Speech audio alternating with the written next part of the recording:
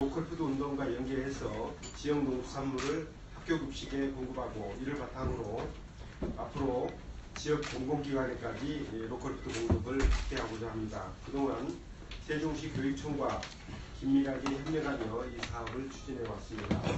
우리 시는 금년 9월부터 관내 유치원과 고등학교 등 모두 38개소에 로컬푸드 현물급식을 시범 추진하기로 하였습니다.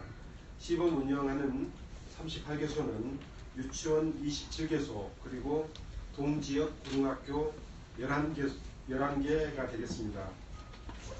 이들 38개소에 내년 2월까지 시범 운영한 후에 그 성과를 보아가면서 단계적으로 모든 초중고등학교에 로컬푸드 식재료 공급을 확대해 나갈 계획입니다.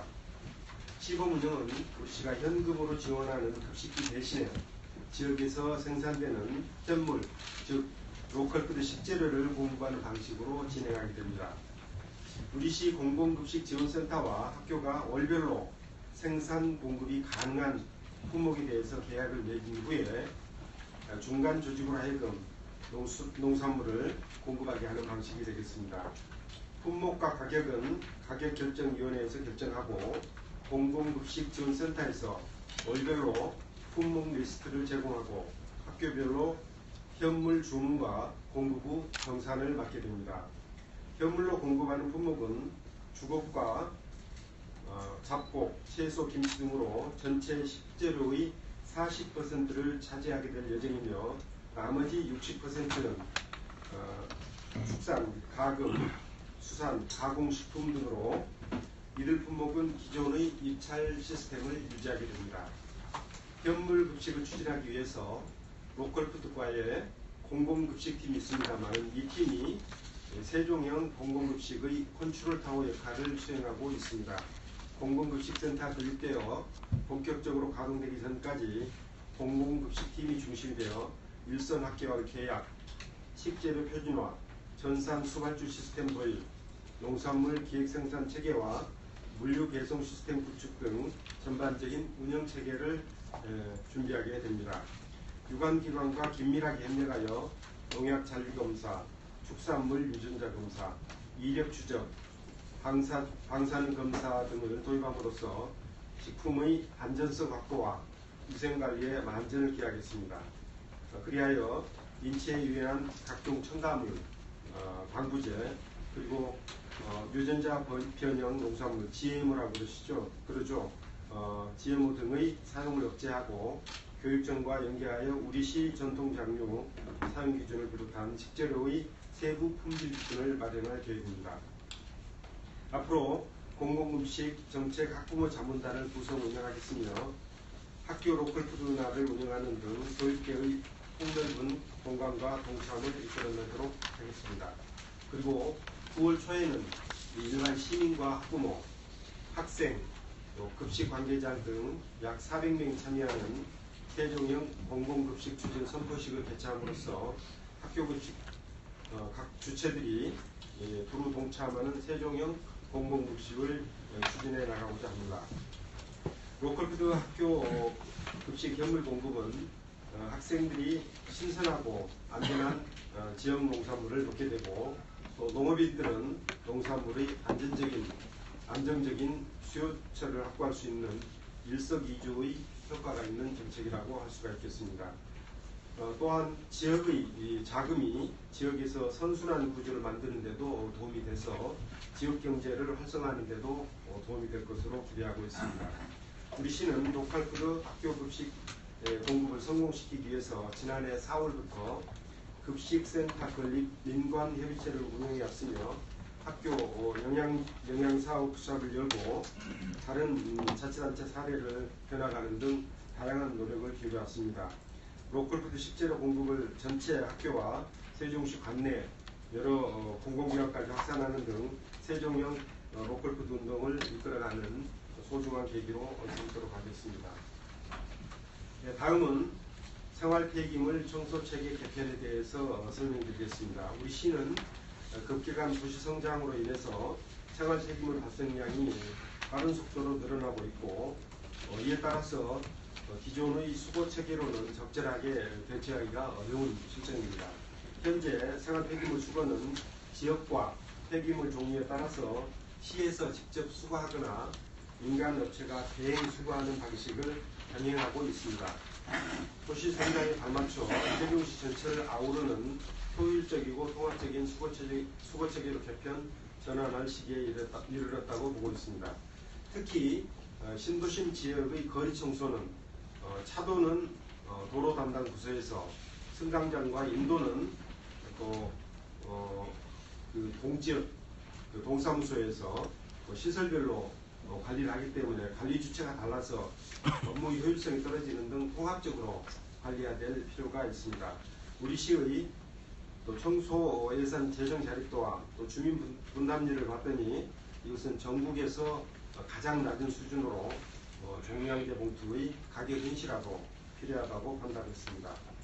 그 주요 내용을 말씀드리겠습니다. 우리 시는 날로 증가하는 환경 정화 수요에 선제적으로 대응하기 위해서 세종시 생활폐기물 수집 운반 대행 및 번역 확대 개선 방안 연구 용역을 실시한 바 있습니다. 그 용역 결과를 토대로 민간 청소업체의 대행 번역 확대, 가로청소 통합관리, 청소 예산 재정 자립도 향상을 위한 재정 확충 방안 등을 마련해서 내년부터 추진할 계획입니다. 그 내용을 말씀드리면, 첫째, 생활 폐기물 민간 수집, 운반, 대행 번역을 확대할 계획입니다.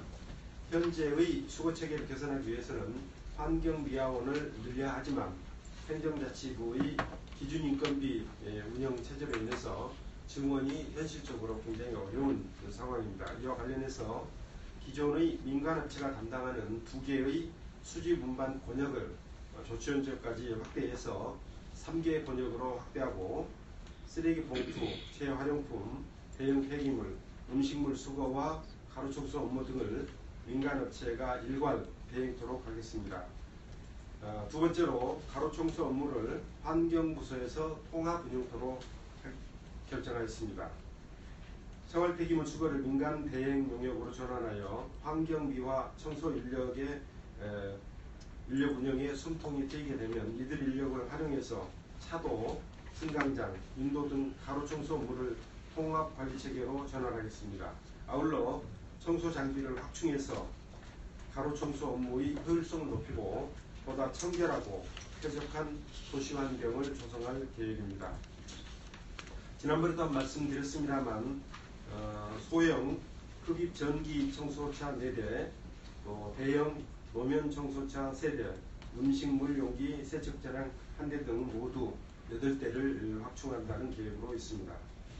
세 번째로, 청소 예산 재정 자립도를 높이기 위해서 종량제 봉투 가격을 현실화할 계획입니다. 생활 폐기물을 효율적으로 처리하기 위해서 배출자 부담 원칙에 따라서 쓰레기 종량제 봉투 가격을 현실화해 나가도록 하겠습니다. 앞으로 계획에 대해서 말씀드리겠습니다. 우리 시는 내년도 대행 용역 선정과 관련해서 관내 생활 폐기물 수집 운반 업체를 대상으로 해서 장기 계약 경영 체계를 도입하고 투명한 절차를 거쳐서 대행 용역 업체를 선정할 계획입니다. 그리고 거리 청소를 환경부서에서 통합 관리하고 적재 정소에 청소 인력을 배치해서 쾌적한 주거환경 조성에 더욱더 노력을 하겠습니다. 그리고 끝으로 종량제 봉투의 가격 조정은 꼭 필요합니다만 이 역시 타 시도와 인근 지자체 사례 등을 참조해서 적정한 선으로 결정하고, 그리고 소비자 물가 조정 심의위원회 심의를 거쳐서 합리적인 방안을 마련해 나갈 계획으로 있습니다. 이상 제 말씀을 마치겠습니다. 한 가지 더 있죠. 한 가지 더 말씀드리겠습니다. 내일부터 나흘 동안 무궁화 축제가 개최가 됩니다. 주말 아무래도 아직도 더위가 한창 기승을 부리고 있습니다만 언론인 여러분들께서 좀 각별히 관심을 가지고 찾아주시기도 하고 또 보도도 많이 해주셨으면 좋겠습니다. 광복절이 이제 마지막 날이고, 그래서 금년도 무궁화 축제는 나름대로 큰 의미가 있을 것으로 생각합니다. 그리고 이제 한 가지 더 말씀드리고자 하는 것은 이 무궁화 도시 세종의 이미지를 나타내는 엠블럼을 선정을 했습니다. 지난 6월달에 전국 공모를 통해서 112개의 응모작을 접수했고 7월 말에 6건의 수상작을 발표했습니다만 아무래도 아마추어들이 낸 게 아니기 때문에 전문가들의 도움을 얻는 게 좋겠다고 생각해서 전문업체 의뢰를 거쳐서 최종안을 결정을 했습니다. 보시는 바와 같습니다. 우리 시를 자연스럽게 표현하기 위해서 우리 시의 그 엠블렘이 태극기에 나와 있는 건곤 감리, 그리고 우리 전통 가옥의 처마 형상, 한글 시옷, 그리고 무궁화 축제, 무궁화 도시를 형성하기 위한 무궁화, 보통 다양한 모티브의 상징물을 적극 활용하되 무궁화 이미지를 전체적으로 구체적으로 표현하여 균형미와 조형미를 갖춘 활기찬 기운이 느껴지도록 제작하였고 디자인 전문가 그룹의 검토를 거쳐서 최종적으로 선정했습니다. 이 세종시와 무궁화가 바로 연결되는 구조로 즉각적인 연상 효과를 갖는 장점이 있고 통합 상징화하는 엠블렘에 관한 세계적인 추세와도 부합된다고 합니다. 이번 무궁화도시 세종 엠블럼은 앞으로 우리시 무궁화도시 정책 홍보에 적극 활용할 예정이며 내일 제26회 나라꽃 무궁화축제 공식 행사에서 엠블럼 선포식을 가질 계획으로 있습니다. 어떻게 엠블렘 다시 한번 보여주시죠. 괜찮게 보입니까? 좀 깔끔하다는 느낌도 들고요. 무궁화 색깔도 잘 표현이 된 것 같아서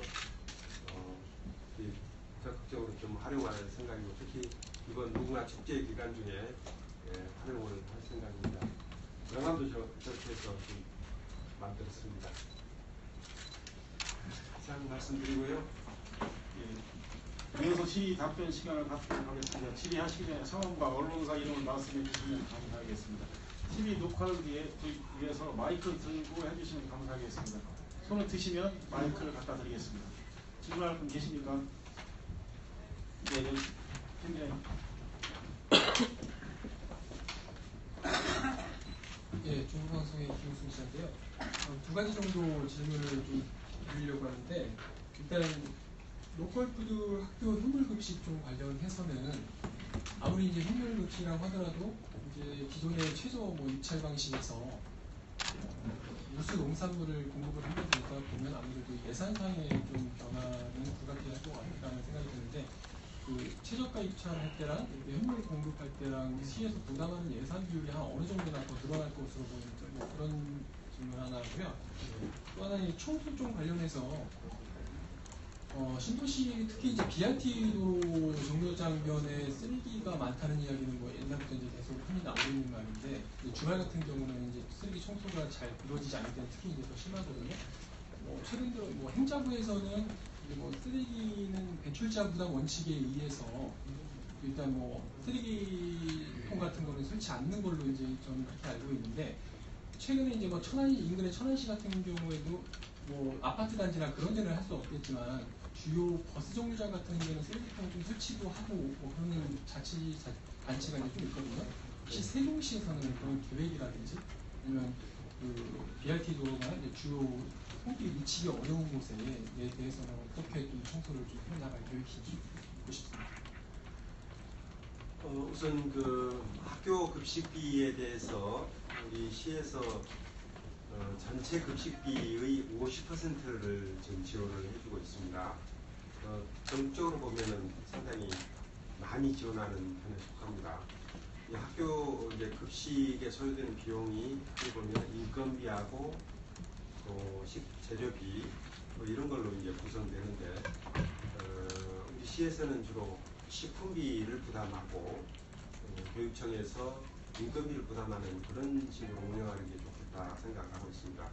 근데 여태까지 이제 식품비 50% 지원을 식품비에 해당하는 50% 지원을 현금으로 그냥 하고 말았는데요. 우리가 어차피 지금 그 예산을 지원하는 만큼 우리 지역 농산물을 사용해서 지원하는 그런 방식으로 가져가는 것이었습니다.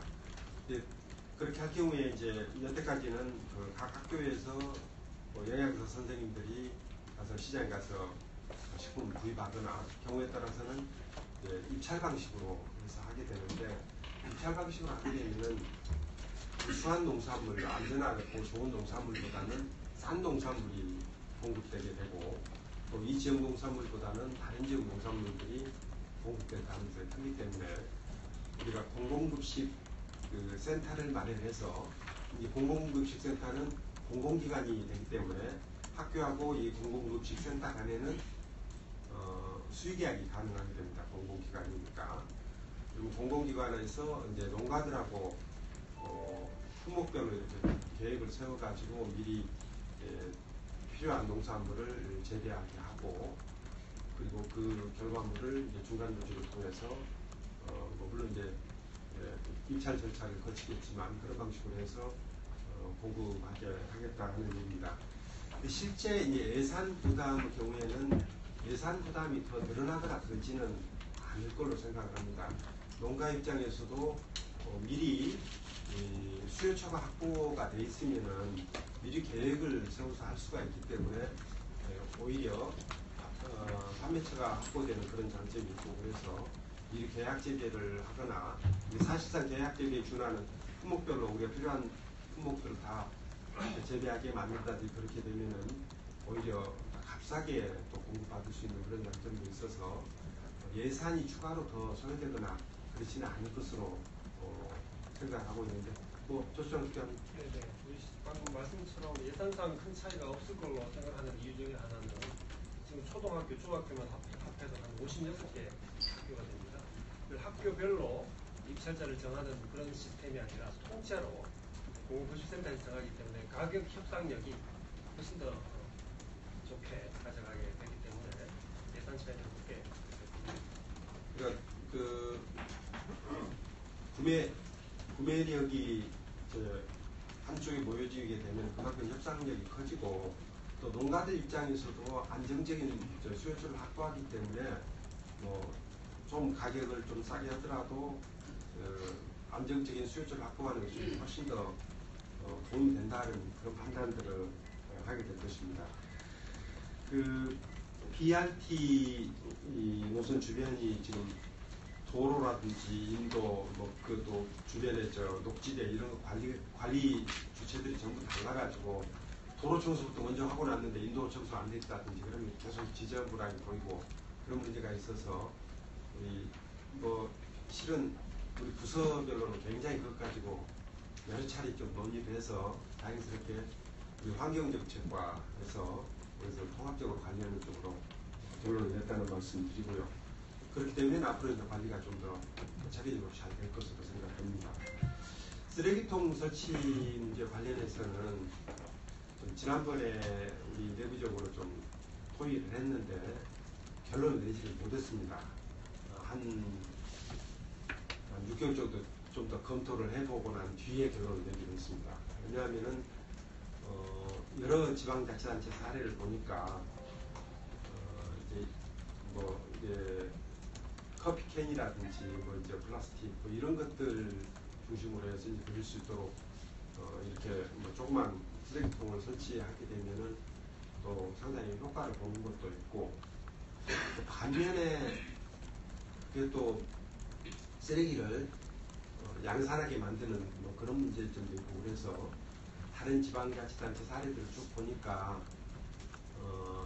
실은 좀 판단이 좀 어려울 정도로 양론이 이렇게 갈리고 있고, 또 하나 문제는 우리 행복도시 건설청에서 그런 생각을 가지고 있습니다만, 원래 이제 오무도시라 해서 쓰레기통이 없는 도시로 계획을 했기 때문에 그 컨셉 자체를 좀 전환해 나가야 되는 그런 문제도 있고, 그래서 또 행복도시 건설청과도 좀 상의를 해야 되는 그런 좀 문제도 좀 있고, 그래서 이 부분에 좀 시간을 가지고 좀 더 검토하기로 했고, 지난번에 실은 지난달에 결론 내려고 했다가 결론을 내지 못하고 좀 더 검토를 하기로 했다는 말씀을 드리겠습니다. 예, 또 다른 질문 계십니까? 예, 여기 이 자리 말씀.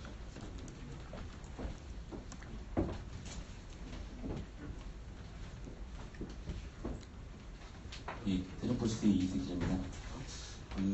세종시 학교 현황을 보면은 이제 116개 학교에 38,515명으로 되어 있는데요. 그럼 이번에 그 38개소를 하게 되면 38,515명 중에 학생들 중에서 몇 명 정도가 수혜를 잊게 되는지 그거에 대해서 좀 말씀 좀 해주시고요. 그리고 이제 여기 지금 시범 운영이 어쨌든 단계적으로 당연히 진행될 수밖에 없는데 대상 자체가 이제 동지역 공립유치원 24곳하고 동지역 고등학교다 보니까 읍면 지역이 상대적으로 좀 들게 시행된다는 부분에서 좀 얘기가 나올 수 있을 것 같은데 그 이후에 나머지 학교들의 시행 시기는 언제쯤으로 보고 계신지 하나 더 드리겠습니다. 그리고 동량제 목투가격 현실화에 대한 부분은 이번 시의회에서도 한번 얘기가 나왔던 것으로 좀 알고 있는데요. 그 사실 이제 전국 최저 수준이라고 하는 부분이 시민 입장에서 받고 얘기하면 시민들의 부담을 가장 많이 덜어주고 있다는 입장으로 볼 수 있거든요. 그래서 이게 꼭 동량제 봉투를 현실화하는 것만이 대안인가 아니면 시스템을 좀 변화를 주고 그 다음에 또 어떤 지금 점점 이 쓰레기 방출량이 많이 늘고 있는데 이런 것들을 가정 내에서 줄일 수 있는 어떤 캠페인이라든가 이런 것들 또 같이 병행하면서 가격 현실화도 좀 가야 되지 않을까라는 생각이 드는데 그런 부분에 대해서 어떻게 보고 계신지 모르겠습니다.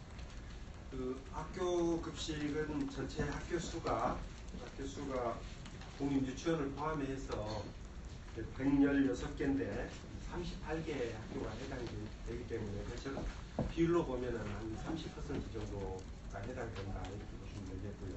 우선 이제 시범적으로 시행을 해보는데 내년 2월까지 시범적으로 시행하고 그 결과를 봐서 확대 속도를 어떻게 할 것인지 한번 봐야 될 것 같습니다.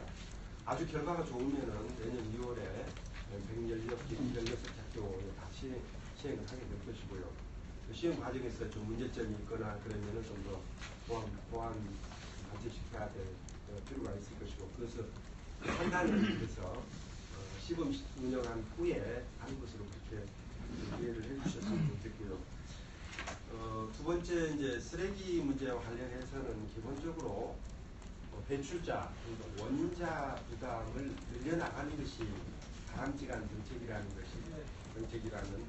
그런 대체적인 평가입니다. 근데 우리 시의 경우에는 다른 도시에 비해서도 현실화율이 지나치게 낮기 때문에 좀 올려야 될 필요성은 공감을 하고 있는 것 같습니다. 다만 인상 비율이나 이런 걸 정할 때는 또 그 필요성과 또 시민들 부담 이런 것들에 대한 형평성 문제 이런 것도 종합적으로 좀 고려해야 되기 때문에 앞으로 절차를 밟아가면서 적정한 선에서 가격 인상이 이루어지도록 그렇게 해나가도록 하겠습니다.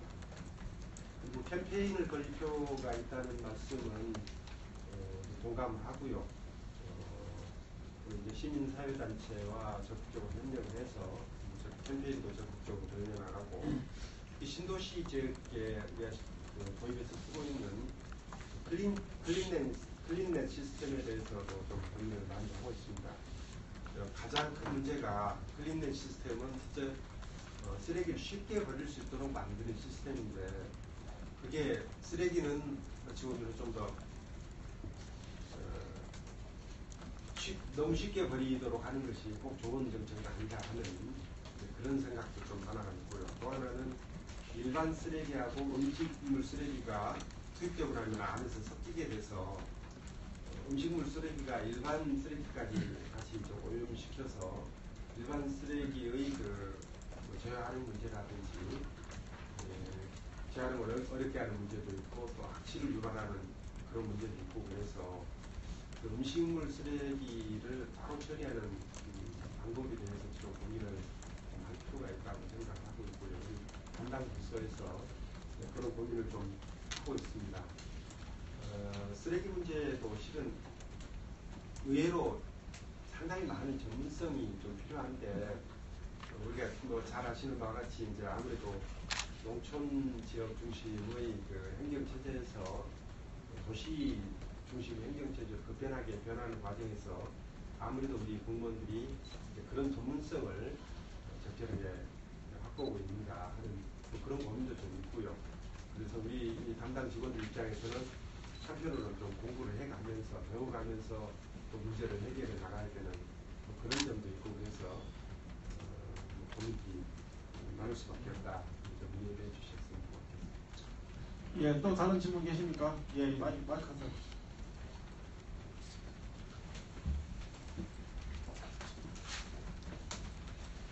안녕하십니까.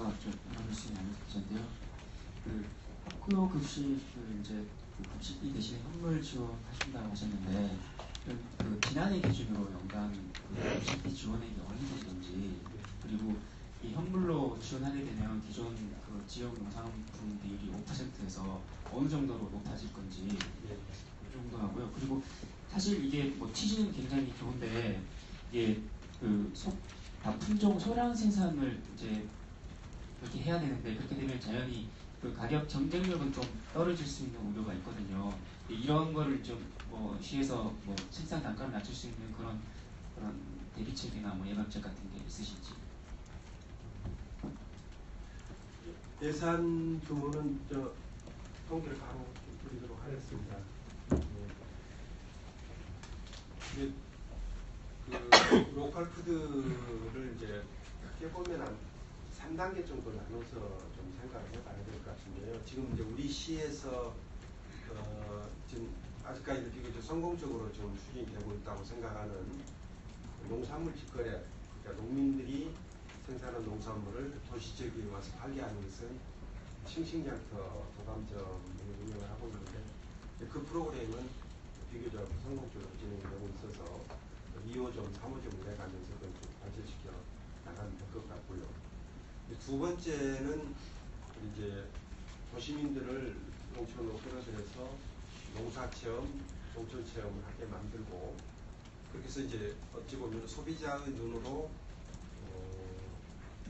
농산물 생산을 관심을 갖고 한편으로는 또 감시 감독하는 그런 효과도 있게 되는 것이죠. 그래서 친환경적인 방식으로 농사를 짓게 하는 것을 또 적극적으로 또 유도하는 효과도 있을 것 같고요. 그게 이제 두 번째고 마지막 단계에는 식품산업과 연계하는 건데 이 식품산업과 연계하는 부분에 있어서는 아무래도 초기 1단계에서 영세농, 고령농, 여성농, 소농 중심으로 운영되는 직거래와는 좀 분리를 해서 좀 생각을 합니다. 이 단계에서는 좀 대농, 기업농들도 적극적으로 참여할 필요가 있겠다 싶은 생각입니다. 공공급식센터가 운영이 되게 되면 지금 현재 있는 학교만 하더라도 116개고 앞으로 계속 늘어나기 때문에 여기 있는 학생들이 먹게 될 그 농산물을 공급하기 위해서는 대규모 공급이 이루어져야 되기 때문에 이 단계에서는 다품종 소량 생산 이런 쪽보다는 계획 생산 쪽으로 좀 가셔야 됩니다. 학교에서 메뉴에 반영되어 있는 메뉴를 보고 그 메뉴에 맞춰가지고 필요한 농산물들을 재배하게 만들고 공급하게 하려면 대약 생산, 대량 생산 쪽으로 가셔야 되기 때문에 소위 1단계에서 말하는 직거래는 중심이 아무래도 영세농, 고령농, 여성농, 소농 이쪽으로 간다면 이쪽은 대단히 농업하는 농업인들이 적극적으로 참여하는 그런 구조로 갈 수밖에 없지 않느냐 그런 생각입니다. 예, 그리고 아까 그 말씀하신 그 급식비 지원의 규모하고 이게 실시되면 어느 정도 바로 통계있습니다. 지금 말씀하실 수 있습니까? 좀 준비가 되셨으면 네. 예, 말씀하시죠. 마이크를 이거 들고. 보니까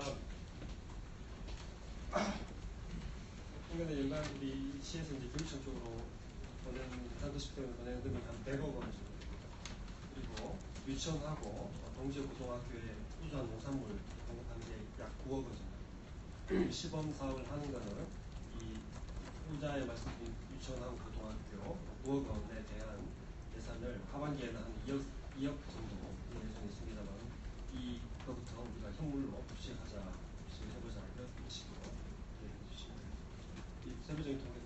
시범 운영을 하게 됐습니다만 목표는 한 40% 정도까지는 우리 지역 농산물 급식 비율을 지역 농산물 사용 비율을 좀 높이자. 지금 현재는 쌀 제외하면 5% 정도밖에 안 되는데 미리 준비해서 가면은 품목별로 쭉 계산해 보면 한 40%까지는 끌어올릴 수 있겠다 하는 내지 실무자들의 그런 의견입니다. 예, 또 다른 질문 있습니까? 예, 여기 권 기자님.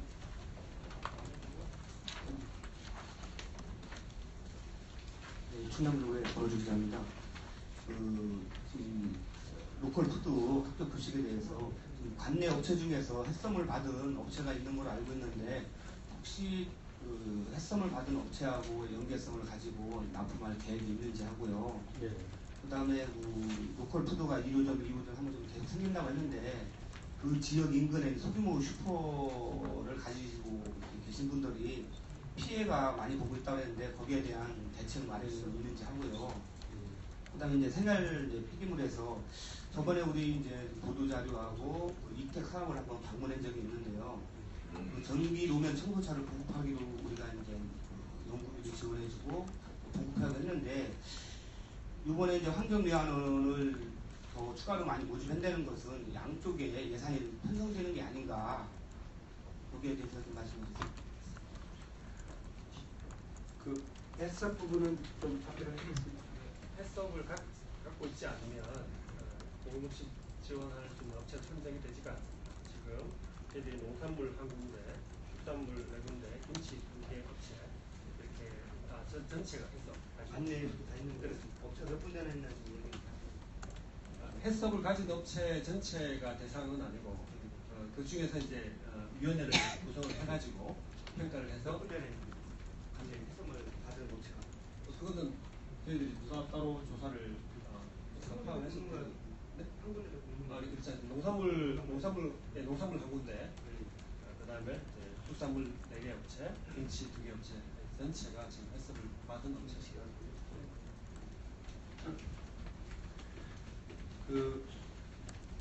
실제로 그 싱싱장터 로컬푸드 도담점을 운영할 때 주변 그 슈퍼마켓에서 피해를 많이 입게 되는 것 아니냐 하는 그런 걱정들이 있었는데 초기에 이제 그런 문제 제기가 있었습니다만 좀 시간이 지나고 나서 는 이제 실제로 운영해 보니까 큰 그런 그 피해는 없는 것으로 이렇게 나타났고 요새는 특별히 좀 크게 문제 제기를 안 하고 있습니다.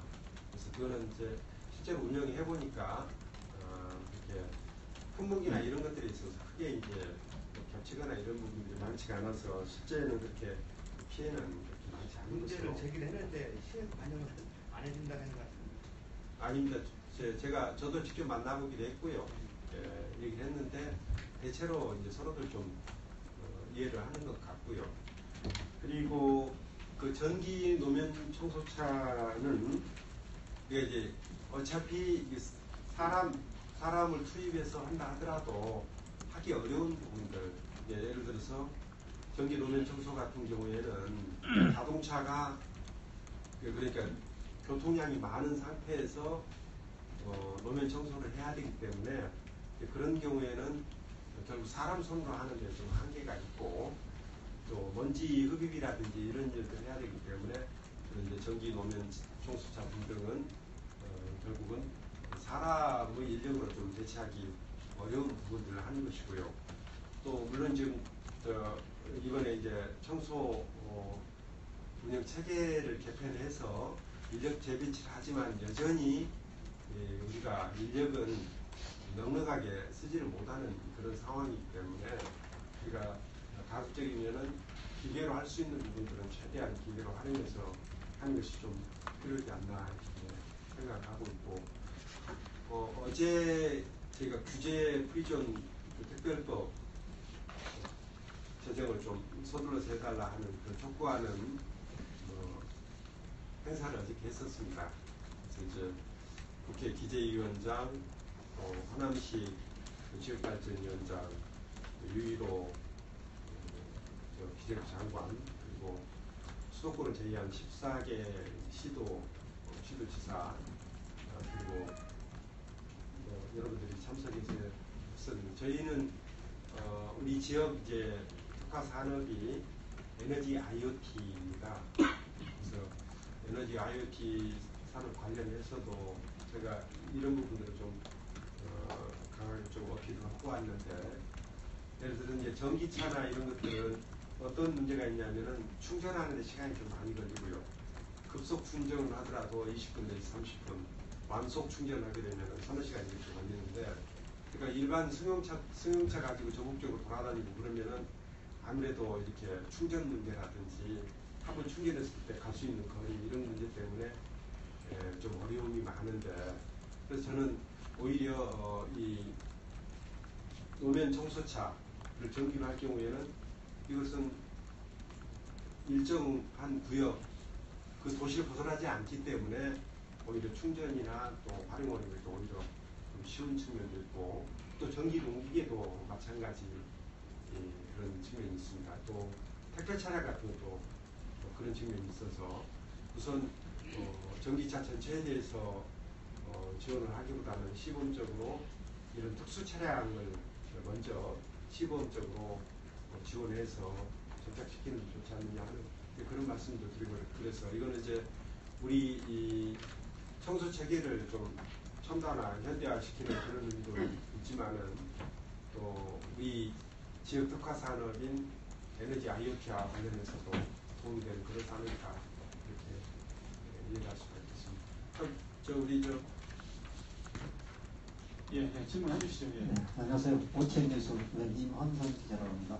네, 저는 두 가지만 말씀을 드리고요. 첫 번째로 아까 무궁화에 대해서 우리 세종시 연구를 같이 통합해서 한 것을 좋은 거라고 생각하고요. 단 하나, 이 무궁화를 도입했을 때는 전문가를 한번 의견을 들어보는 것도 좋을 것 같습니다. 제가 지금 본 견제에서 봐서는 전문가 의견을 청취를 하지 않은 것 같은 생각이 들고 있습니다. 하나의 예를 들어서 이 무궁화는 실제 토종이 있고 현재 우리나라에 잡종이 수백 가지 잡종이 있습니다. 근데 오늘의 그 세종시에서 책정한 그림을 보면 잡종을 갖고 설계를 한 것 같습니다. 일반 토종은 전문가에 의하면 시계 방향으로 겹치는 부분이 3분의 1씩 겹칩니다. 그러나 지금 오늘 본 걸 보면 겹친 부분이 전혀 없고 하나의 잡종에 불과한 무궁화로 보여집니다. 제가 얼마 전에 충북의 산림연구소에서 무궁화 축제를 전시하는 장을 가봤습니다만은 거기에 실질적인 토종은 보기 힘든 것을 봤습니다. 주로 꽃을 보더라도 자에서 우로 시계 반을 방향으로 3분의 1씩 겹칩니다. 지금으로 봐서는 저걸 봤을 때는 겹친 부분이 전혀 없고 완전히 잡종의 무궁화로 판별을 볼 수가 있습니다. 한번 시작할 수 있다 하면 전문가 의견을 한번 의견을 청취해 보시는 것도 성인의 생각입니다. 생각이고요. 지금 그 쓰레기 관련해서 말씀을 드리겠습니다. 원래 환경과에서는 이 신도시가 발달하다 보면 쓰레기에 대해서 최고 골치 아픈 게 이 쓰레기, 생활 쓰레기입니다. 또 기타 사업용 쓰레기, 건축용 쓰레기입니다. 지금 이제 세종시에 근무하는 그 환경 부서에서는 아마 전국에서 최고 고생하는 분들로 제가 알고 있습니다. 그러나 제가 이 쓰레기 관련해서 대전시 주변에 5개 지자체를 방문한 예가 있습니다. 쓰레기 관련, 용량제 관련, 보관 관련, 분리 관련, 매립장 관련 해서 제가 시리즈로 집중 취재를 해보니까요. 지금 세종시에서 최고 문제점은 뭐냐? 옛날에 쓰레기 매립장 되어 있는 것을 해결할 의미가 아직 없었다는 거. 그걸로 해결한 다음에 이 쓰레기에 관련해서 최종적으로 추진을 하셨으면 하는 의견을 제시하고 싶습니다. 특히 연동면에 있는 쓰레기 매립장은 앞으로 5년 뒤면 완전히 폐기되고 원상 복귀를 해야 됩니다. 그러나 일부 폐기물법에 보면 10년을 더 연장할 수 있다고 합니다. 지금 우리 시장님께서는 임기가 얼마 안 남으셨지만은 그 남은 5년 그 쓰레기 매립장 관련에 대해서 어떤 추진을 갖고 계신지 소견을 한번 말씀해 주시기 바랍니다.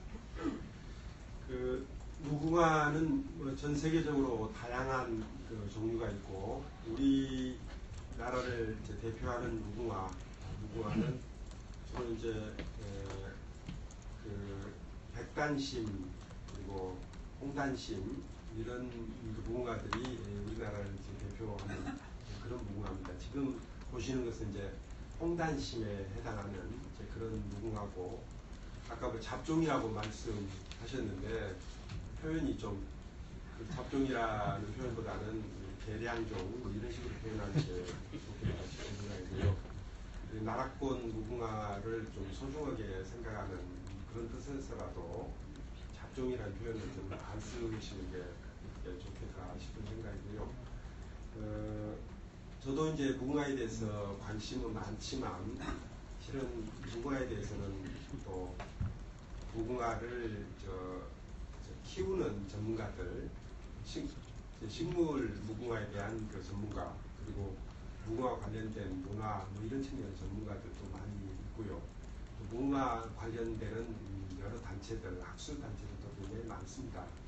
그런 기관에서 우리나라의 무궁화 살리기, 확산, 보급 이런 활동들을 적극적으로 하고 있기 때문에 우리 무궁화 TF를 구성을 해서 그런 전문가들하고 의견을 충분히 좀 사전에 상의도 하고 의견을 충분히 나눠서 이런 일을 진행하고 있고요. 말씀드렸다시피 이거는 저는 공모를 하는 것도 다양한 국민들의 의견을 듣겠다는 그런 뜻이고 공모에 또 112인이나 참여해서 좋은 의견을 좀 내주셨고 그런 것들 종합적으로 해서 한 것이고요.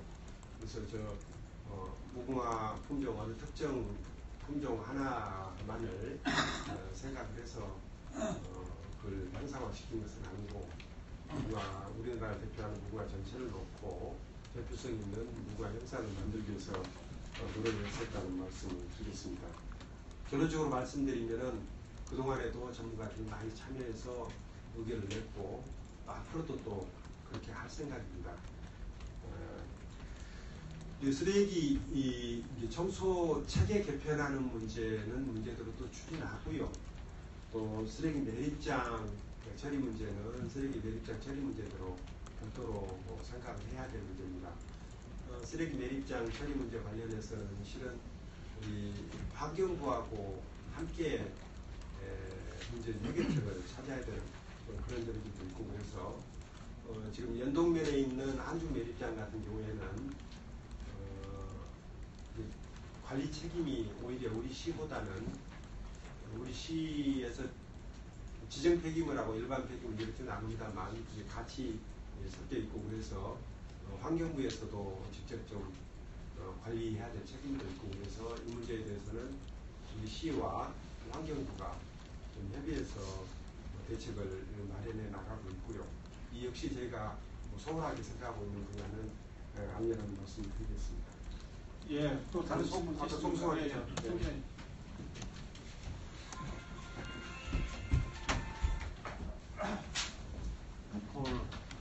로컬푸드 관련해서 질문드리는데요. 급식에서 그 비중이 많이 차지하는 게 이제 소위 밥하고요. 그다음에 이제 김치가 이제 비중이 많이 차지하는 부분인데 이제 김치가 로컬푸드에 들어갔다는 게 약간 개인적으로 의아해하는데 김치 같은 경우는 이제 예를 들어서 우리 세종시에서 배추를 많이 재배하는 것도 아니고 결과적으로 가공식품으로 뭐 외부에서 들어오든가 아니면 뭐 저장을 하든가 하는 방식으로 돼야 될 텐데 이게 로컬푸드하고 김치 공급하고 어떤 관계가 있는지 상관이 있는지가 하나 대답해 주시고요. 그 다음에 이제 로컬푸드 자체가 하나의 사업이니까 지속성이 계속 있어야 하는 문제가 생기는데 학교라는 특성상 이제 방학이라는 게 이제 1년에 한 4개월 정도 있지 않습니까? 여름방학, 겨울방학. 그러니까 그때 농민들은 손 놓고 있어야 되는지 거기에 대한 방안이 있는지 하나 또 질문해 드리고요. 그 다음에 이제 연장된 질문인데 그 채소 같은 경우는 이제 계절에 따라서 그 성향을 많이 타는데 여름 혹석이나 겨울 혹한기 같은 경우는 아무래도 이제 소출이나 그 재배량이 이제 줄어들 수밖에 없는 문제점이 생기면 결과적으로 외부에서 이제 아이들은 먹어야 되니까 이게 안 나온다고 해서 이게 안 먹일 수 없으니까 외부 반입이 좀 어쩔 수 없이 돼야 되는 부분이 있어서 완전한 로컬 푸드는 힘들지 않은 생각이 드는데 이 세 가지에 대해서 답변해 주시면. 이제 김치 같은 경우에는 우리나라 어느 지역이건 다 생산하는 거죠. 어느 지역에서는 김치는 다들 쉽게 생산할 수 있는 그런 품목이죠.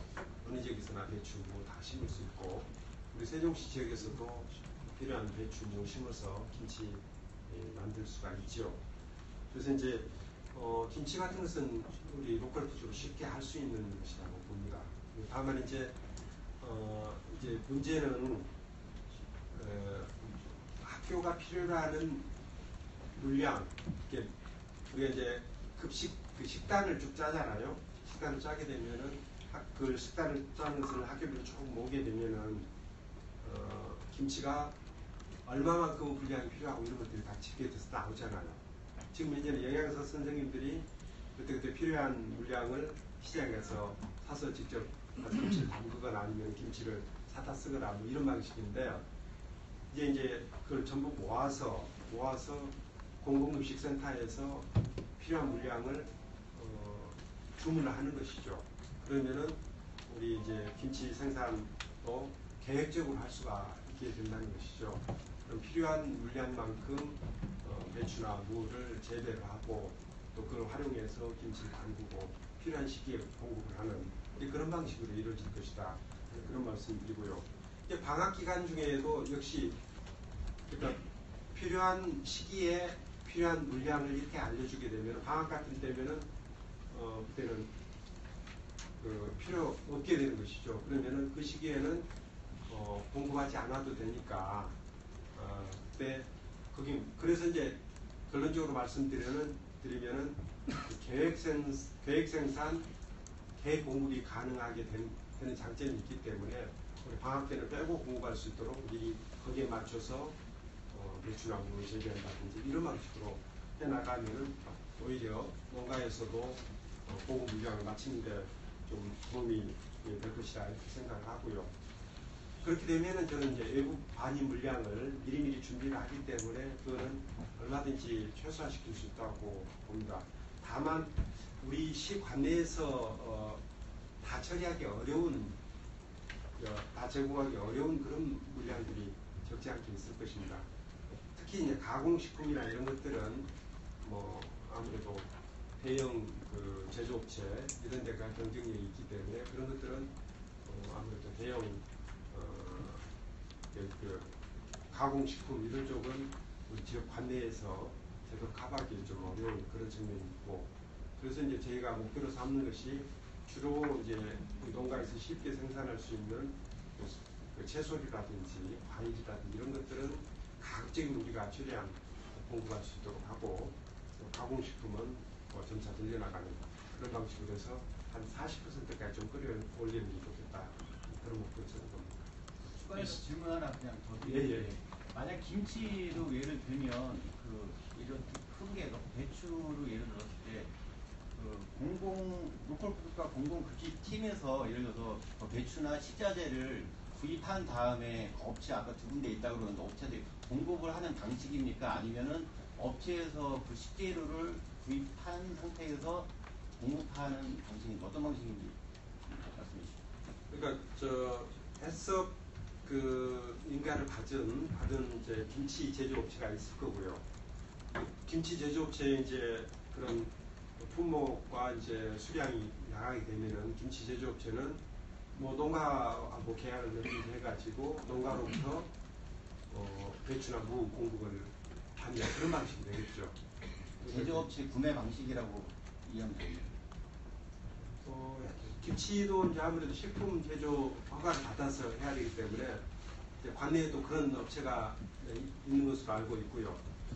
관내에 있는 그런 업체들은 아무래도 이제 관내에 있는 배추나 무, 채소를 이용하도록 그렇게 해야 이제 로컬푸드가 되는 거니까 그 과정을 미리 관리를 하게 되면은 얼마든지 우리 지역 그 농산물이 활용될 수 있습니다. 시장님께서는 이제 지역에 있는 배추나 채소, 무 가지고 이제 충분히 김치 공급이 가능하다고 보시는 그걸 이제 미리 이제 계획을 짜서 요구를 하면 농가들도 거기에 맞춰서 공급 계획을 세울 수가 있기 때문에 그거는 배추나 무는 뭐 전국 어디서나 다 쉽게 공급할 수가 있기 때문에 수요처만 분명하다면은 그것은 재배하는 데 어려움을 겪지 않으리라고 봅니다.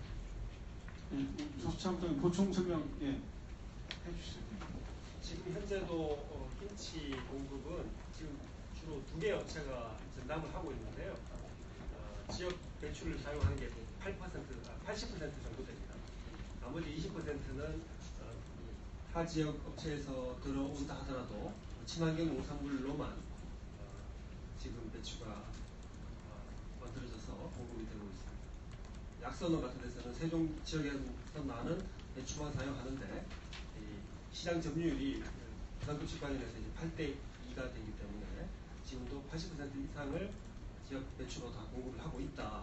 대신 양념 같은 게 조금 상황이 좀 다르겠습니다만, 그리고 첫 번째 말씀하신 것 중에 우리 공공급식센터에서 그런 배추들 김치를 직접 사서 기존의 업체에 동원해서 수급 배달하는 방식은 아니고 당초 어떤 물량, 어떤 종류의 농산물을 살 것인지를 학교, 그다음에 기존의 공급업체 우리가 이제 컨트롤 타워를 해가지고 정해가지고 기존 업체 통해서 이제 공급하는 그런 방식으로 이해되십니다. 시간이 많이 됐는데요. 질문 한 분 계시면 한 분만 받고 마치도록 하겠습니다. 조 기자님. 네.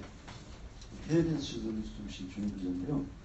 이게 내년 시범 운영을 하고 폐지도 하다가 예를 들어서 상황이 조건이 나와 여건이 안 맞으면 이게 다시 처음부터 다시 공급할 수 있는 그런 소지도 있는 건가 아니면 있는 건가요? 가능한 건가요? 그거 첫 번째 질문을 드리고요.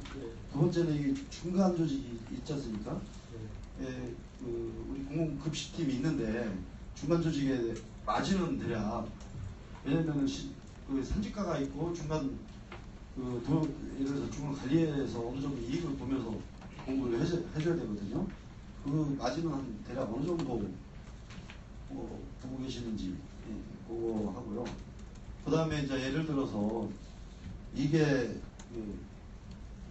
전체적으로 보면은 특정 그 햇섬을 갖고 있는 그 업체에다가 대부분 물방울을 밀어주는 거라고 또 시각을 볼 수 있어요. 그래서 그 부분은 어떤 특별하게 그렇게 하시는 이유는 직접 농사를 지시는 분이 어떤 이게 납품할 수 있는 그런 소지는 없는 건지 여쭤보시죠. 시범 운영을 한다는 얘기는 기본적으로는 앞으로 확대해 나가겠다 하는 얘기입니다. 시범 운영을 해보고 잘 안 되면 해야겠다 그런 생각을 하는 것은 아니고요.